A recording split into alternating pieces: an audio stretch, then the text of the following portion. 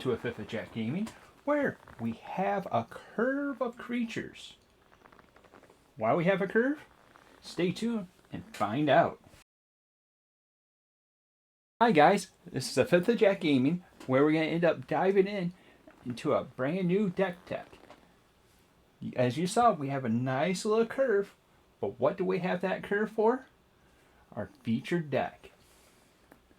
We'll jump over to the friends over at moxfield.com to be able to show you what we end up brewing. Without further ado, let's jump on over. Boom! We're right over at Moxfield. Perfect.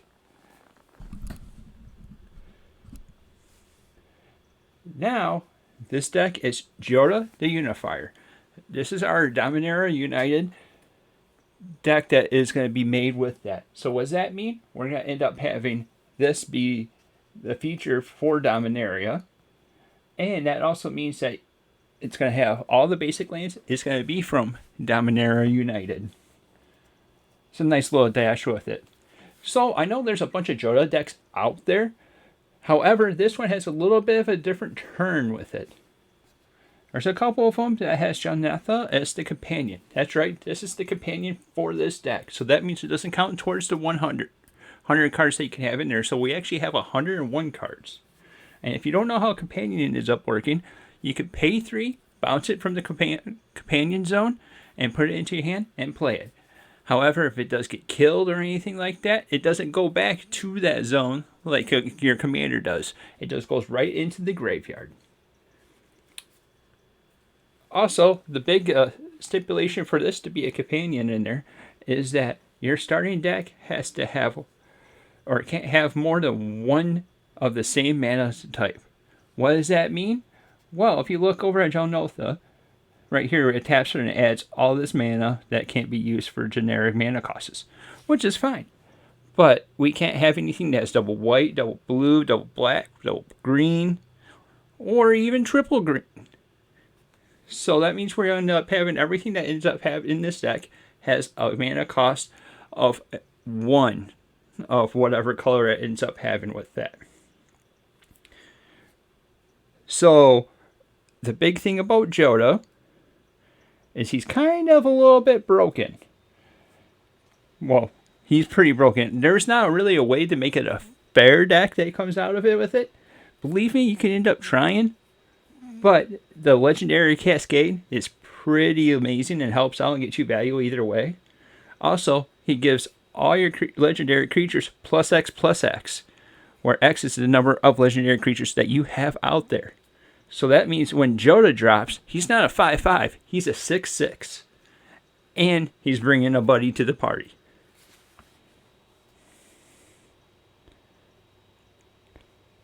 So with legendary spells, that could end up being a bunch of different legendaries.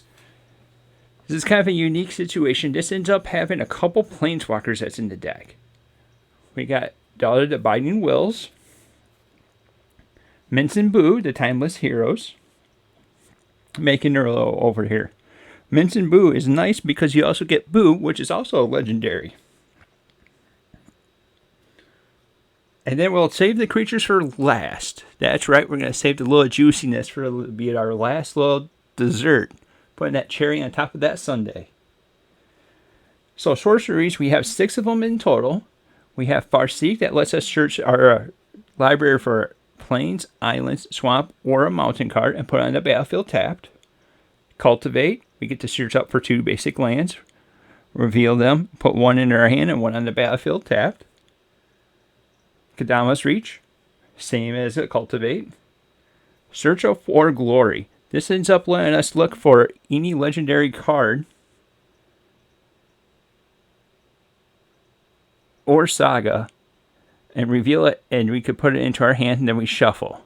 You gain 1 life for each snow mountain that was used to cast this spell. We don't gain any life because we have no snow lands that's in this deck.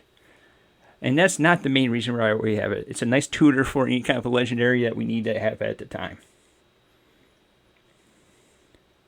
And it says legendary card, so it could be any kind of card. So it could be a creature, artifact, sorcery, anything like that. Now, why did I say sorcery? Because we have Urza's Ruinous Blast. It's something that exiles all non-land permanents that aren't legendary. Sure, we don't take out their commander, but you can end up taking out a whole bunch of the board. And if they do take out a bunch of stuff, we have the legendary of the Primeval's Glory of Rebirth, where we get to bring all of our legendary cards back from the graveyard to the battlefield. Pretty solid. And now for instances, we also have 6 of those. It's kind of like a little meter of our sorceries. Stubborn Denial is in there because we're always going to have Ferocious. Well, pretty much. If we have put Jodah out there, we automatically have Ferocious.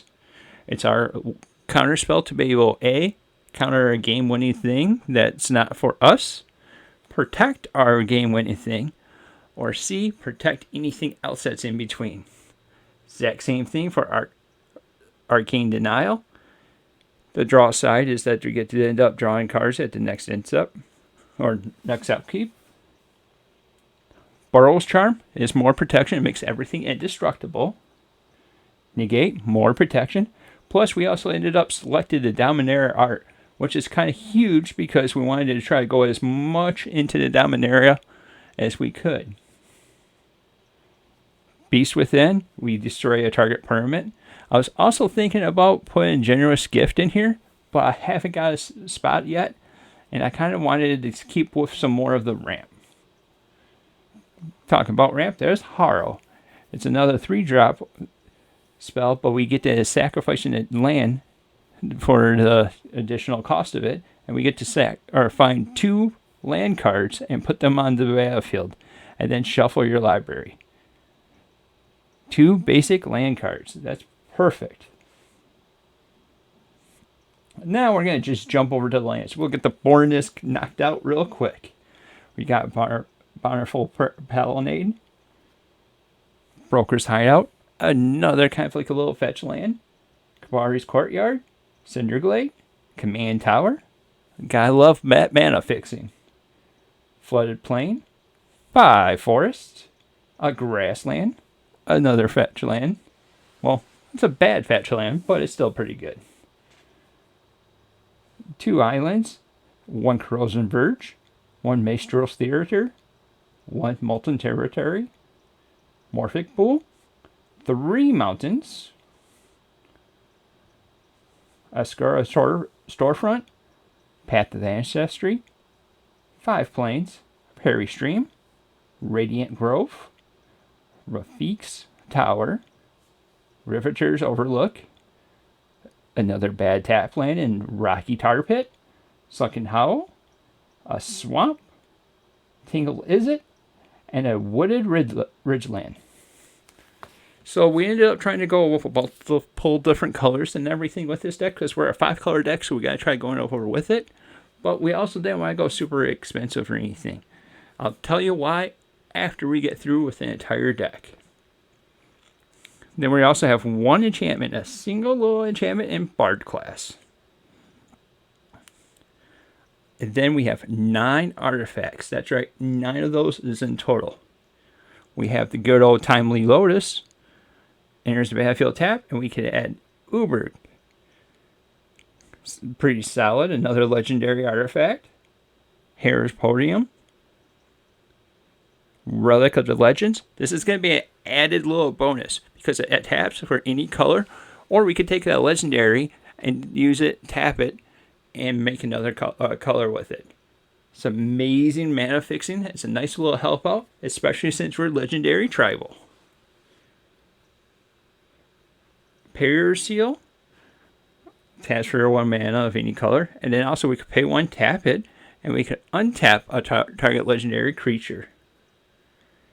Chromatic Lantern lets us help out to be able to mana fix our lands to be able to play those legendary spells. Swiftfoot Boots, so a little bit of protection. We don't run Lightning Greaves because of Shroud, that we can't end up targeting it or anything like that. Granted, they can't target it, but in the case we want to end up using it for like the Relic of Legends and stuff like that, it's kind of like a big non-bow for that. Blackblade Reforge. This is kind of neat because you get a +1/+1 for each land that you control. But it has an equip cost of 7 normally. But since we're legendary, it has a legendary cost of 3 to be able to equip it. It's amazing. Arcane Signet, again, mana fixing, and then good old Soul Ring. So a little accelerant, when you can pay 1 and get 2 for it, it's always good in my book. Alright, so now we're coming over to the stars of the show. We're coming over to the creatures that's in this deck. So I'm not going to lie, not all of them are legendary, but if they're not legendary, they do something pretty legendary for this deck. So Ismaru is a good old boy that's a Hound of Conduit that causes 1. So this is our only 1-drop in the deck. There's a couple of them that I thought about, but they may end up making it down the road. And then we have Esor, Wardwing Familiar. It's a 2-drop, and this starts our 2-drops that's going on with it. Has flying, and whenever your opponent casts spells that targets 1 or more commanders that you control, it costs 3 more to cast. So Jodah is always a lightning rod for any kind of removal because of how strong he is. This is a way to be able to help you out trying to keep it on there. Plus it has flying, so it's a nice little addition as well. So this is one of our non-legendary creatures, but how this ends up making it a nice legendary effect to it is that General's Enforcers has the ability to make legendary humans you control have indestructible. And if we look over at Jodah, he's a human, so it gives him indestructible. And then it also, you can end up playing, you can exile a target card and get a 1/1 white soldier token. But that's not the main reason in there. Our next non-legendary spell is going to be Harmonic Prodigy. So this is kind of a little neat. It has Prowess, which isn't the big reason, but the second line of text that we have for it. If an ability of a shaman or another wizard that you control triggers, that ability triggers an additional time. Alright, so we play a legendary creature with Jodah, who happens to be a human wizard. Alright, what we end up doing? We end up cascading into something else. Guess what? Now we get another time off that cascade, building that board presence that we're looking for. Next up is Jensen Catharian Druid Exile. So what's nice about that is that whenever we cast a multicolored spell, we get to scry 1. We're going to be doing that a lot because there's a bunch of multicolored spells in this deck. If that was all colors, then we get a 4/4 white angel creature token with flying and vigilance. And then we could pay 5 to get Wooburg, so we'll get all the color fixing for a 2/2. It's nice. And another reason that we end up going with this way is because I also wanted to dash in some of the characters or the character names that can be coming from the Weatherlight itself.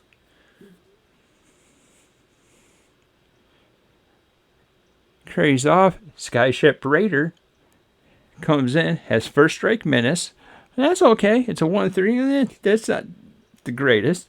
But what happens is that she brings over Ragavan, who is a 2/1 monkey that's also, I believe, legendary. Yep, a legendary one. So it ends up adding over to our legendary cost.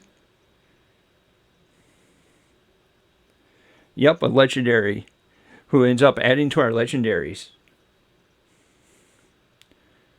And then we have Caldala, the Dawnheart Prime. Protection from werewolves. Meh. Human creatures you control can detap, add 1 mana of any of those creatures' colors. We could pay 4 and 2 white to put a +1/+1 counter on each creature. So it gives us a little bit of a pinch. We can end up taking our human creatures, tapping them, adding mana for that. Lonerless Cryptozoologist is kind of like a little neat little thing that comes in there. Whenever a non-token creature enters the battlefield under your control, investigate. So that means we end up getting a token to be able to sacrifice, draw a card. But we also have this, is we could sacrifice X amount of clues. Target opponent reveals the top X amount of cards from their library, you may put a non-land permanent with a mana value of X or less from among them onto the battlefield under your control. That player puts the rest of them at the bottom of their library in a random order. So this also lets us end up doing shenanigans where we could be saving those tokens to be able to do this, to be able to play stuff off a certain opponent's deck. General Phoebus Reddick is another nice little legendary who has hexproof from mono colors.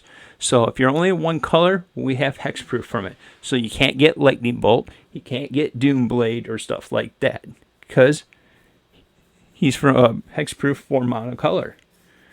Whenever you cast a multicolor spell, we get to create a 4/4 red-white golem artifact creature token. It's a nice little added value as well. So the big thing is that with this cascade, we also end up casting that cascaded card. Leads us over to probably one of the more broken cards with this deck. Leanna, the Blade Reforged. Haste, awesome, so it can attack whenever it comes in. It's a 2/2 normally. And then whenever it attacks, exile the top card of your library. You may play that card this turn. That's okay. That's not too bad. That's pretty solid. But whenever one or more cards are put into exile from your library, you may, or your graveyard, I guess, you put a +1/+1 counter on it. So the big thing is if you notice with Cascade, we end up exiling that card until we get to the next legendary card, and then it ends up going to the bottom of the thing, our library. All those count towards that. So you want to talk about a creature that's going to get huge? She's going to be big. Next 3-drop is Lavala, Shield of the Seagate. It's a nice little protection. That's the main reason that it's in here. To be able to protect your creatures and everything, because you can either do hexproof or indestructible. And creatures, when we sacrifice her, would end up gaining that ability. Another Mincent Boo, because I like having Boo so much because it ends up giving us another legendary to the count of our legendaries.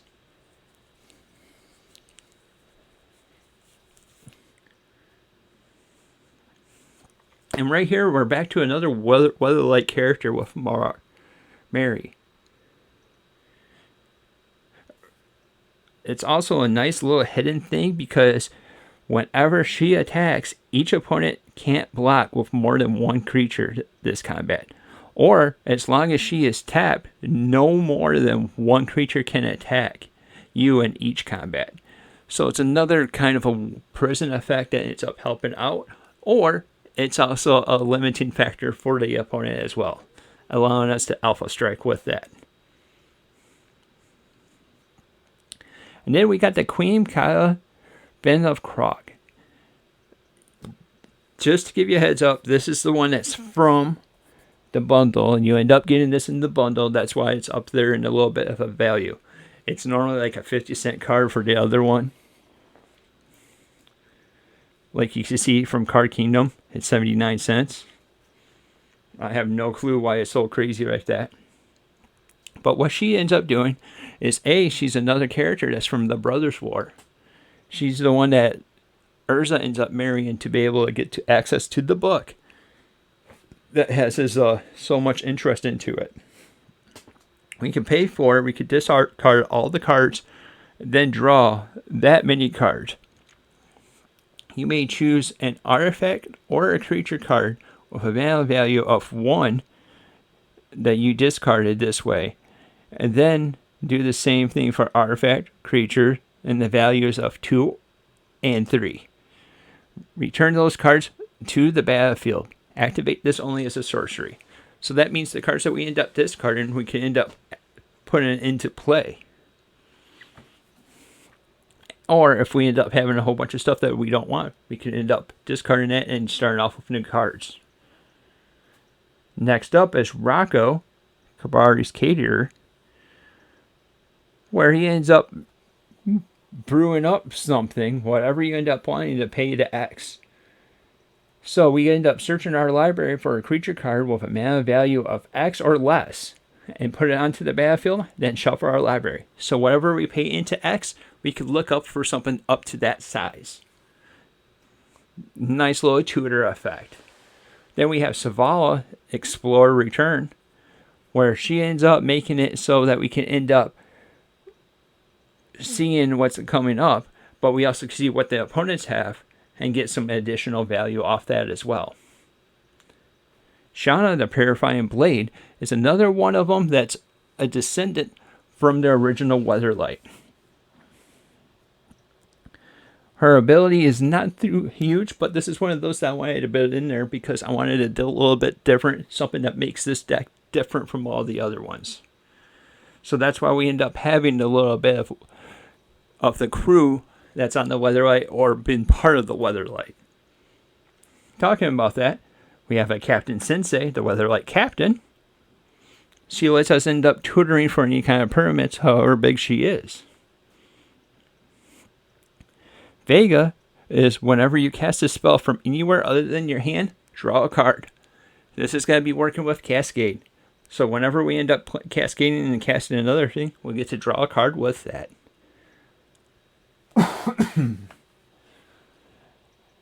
Talking about Sensei, we have Captain Sensei, the original one that we can end up tapping. Look for a legendary or legend or a legendary card, reveal that card, and put it into your hand, and then shuffle your library. It doesn't put it on the board, but we end up being able to tutor for a card and be able to play that whenever we end up doing it. Gerard is another one that's from the being on the Weatherlight itself. It also ends up giving us a little bit more value because when it dies, exile it and return to the battlefield artifact and creature cards in your graveyard that were put this graveyard from the battlefield this turn. So it's another way we end up having some hidden value that's coming out of that. Hannah Anna Partners is kind of one that I've been wanting to kind of build around with. But it feels like nice at home at this because we can end up putting X amount of 1/1 counters on another target creature control where X is the power of Hannah. So this is going to end up getting bigger with Jodah and with the static ability. So let's say we just have Jodah and them out there. We'll end up getting +2/+2, so we could end up putting the 2 counters on somewhere.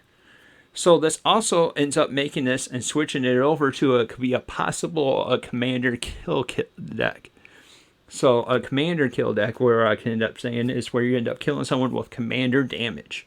You only need to do 21 damage to an opponent, and that's very doable with this deck. Talking about damage, we have Jetmir, Nexus of Ravels. So this is kind of like a mini little busted card. Creatures that you control get +1/+0 and have vigilance as long as you control 3 or more creatures. So if we control 3 or more creatures, they get that. And then if we control 6 or more creatures, they'll also get the ability of getting a +1/+0. So they'll get +2/+0, have vigilance, and then trample. However, if we're living the dream and we have 9 or more creatures on the deck, we'll end up having trample, or vigilance, trample, and double strike with the kicker of +3/+0. And most likely, out of those 9 creatures, they're a bunch of legendaries, so we're going to get the big buffs that comes with Jodah. Yeah, this is an instant player kill. I just couldn't pass up having a little party animal in this deck. So now we come back over with Jodah, which is right back on the Weatherlight. And then whenever we cast a historic spell, we get to draw a card. So that includes artifacts, legendaries, and sagas. So that's a solid thing that's going to let us draw cards. It's a 3/3 that ends up adding the good value with it. Kador Doom Scourge is another good solid thing, is whenever an attacking creature dies, each opponent loses 1 life and you gain 1 life. So a big thing to be picking up from this is that whenever and attacking creature dies. So it doesn't have to be your creature. It could be your opponent's creatures or anything like that. Some nice little hidden value that comes out of there. Raf's Capuchin, Ship's Mage, is another card that's been on Dominaria, been on the Weatherlight. Has flash, flying, and you can cast historic spells as those that have flash. Flash is when you play at any time that you can play an instant speed. It's an amazing ability to be able to play. Talking about reusing our creatures, we have Radabrak of Urborg. I just totally killed the name. Has Vigilance, Ward 2. Other creatures that you have, or other zombies you control, have Vigilance. Nice, but obviously we're not a zombie deck until we get to this part of it.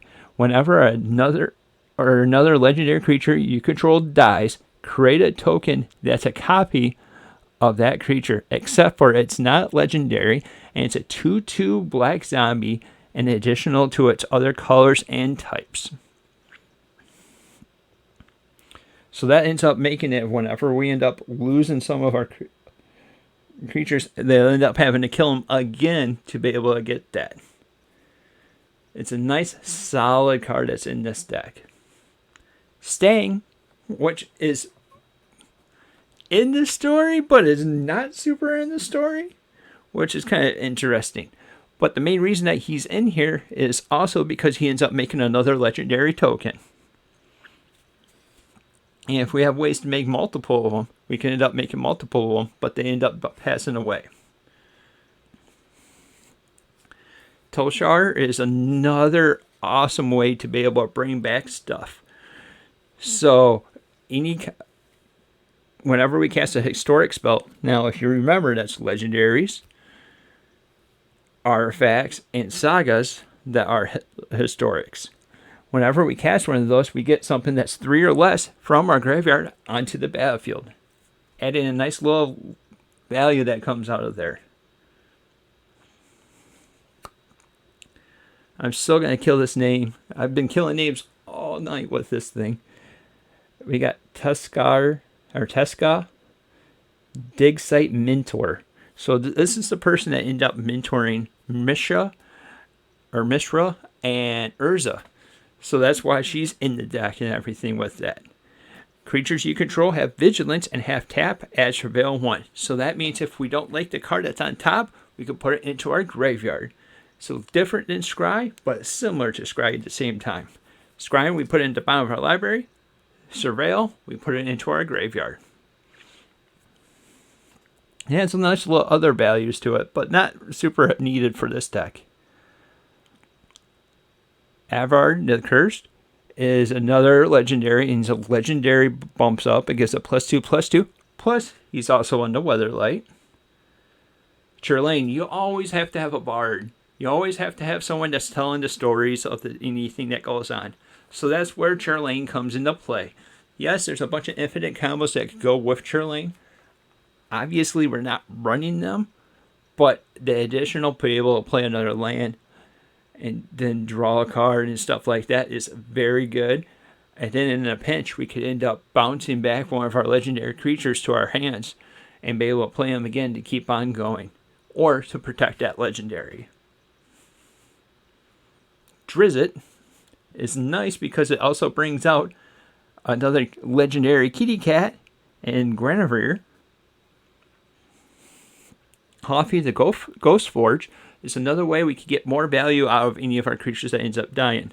However, if they do die, he exiles them, and then if that creature dies, it goes back into the graveyard. And then we gotta have the king on here because he came back in return, and he has so much different possibilities that he can end up doing. The big one I'm excited about is haste. Well, and trample, I guess. We're coming up to the end where we end up having 3 more cards that's left. Reyna, Angel of Rebirth, is a creature that costs 5 mana. Flying, other multicolored creatures you control have +1/+0. And then whenever a creature you control dies, return it to its owner's hands at the beginning of the next end step. So that's kind of nice that if a creature ends up dying, we can if it bounces back to our hands. It's a 5/4 that ends up gaining some value. Sirach, well, we had to have some kind of a bear representation. He did punch a bear, and obviously he did take control of the bear and got rid, or sadly killed the bear, but it has at least some kind of bear artwork. Plus, it has flash and makes it so that this spell can't be countered, and all of our other creature spells can't be countered. And then, on top of it, we gain trample. You could be as huge as you want, but if you don't have trample, you can't run over anything. And that's what he lets us do with this deck. And finally, but definitely not least, is Ramos Dragon Engines. What was the big thing about on Dominaria? There was a bunch of dragon engines. Heck, even Shieldred ended up having part of a dragon engine. Mishra also had a dragon engine. So we have to have our own dragon engine that's in the deck. Ramos Dragon Engine is amazing because we get to put a +1/+1 card for whatever the spells that we cast colors. And then we can remove 5 +1/+1 counters and get 10 mana. Oh, we only can activate this once per turn, and that's fine. 10 mana is nothing to scoff at. So another couple upgrades I would like to end up doing is picking up like one of the newer Mishras that ends up going with it. Is the big thing that I would like to add into this. Haven't got that yet or anything like that.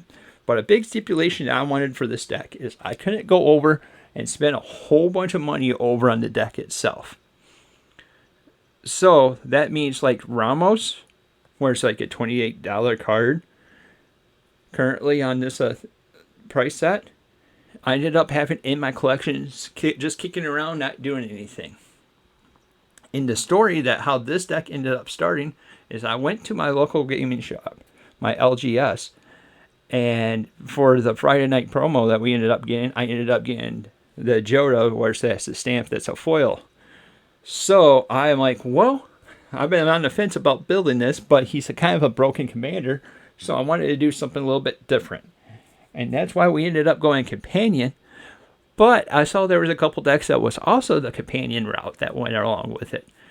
So I seriously got looking into it, and I wanted to go a little bit more deep into the lore side of it. But yet, I didn't want a deck that wasn't really functional. So I decided to go with some characters that's on the Weatherlight. And that's why we ended up having Jensen Catharlin, Mori, Queen Kaya, Shana, Captain Sensei, even the regular Captain Sensei right over here. I ended up like I said, I had the extra one of these just kicking around to staying in the book because I wanted to keep it because I wanted to build around with it. But I feel like she's right at home, and I'm nice and happy that I ended up building this. So I haven't played this deck yet. But if you happen to be watching the video, this is going to be the video or the deck that I'm going to be using tonight over at Command or Friday Night Magic. So there's going to be a nice little spice, a little bit cascading with it, and I'll give you an update of how that ends up doing down in the comments down below. With that said, what do you think of the deck? Let us know down in the comments below of any kind of upgrades or anything that you wish just to be doing with it. Do you have a Jodah deck? What's your hottest project that you're working on right now? Also, if you're liking the content that I'm putting out, end up hitting that little like button. And while you're over there, you must subscribe to the channel and hit that bell to be notified about whenever we come out with new content. We thank you for watching, and thank you for going on the little trip with Jodah to see what kind of legendary response that we can end up having out of this.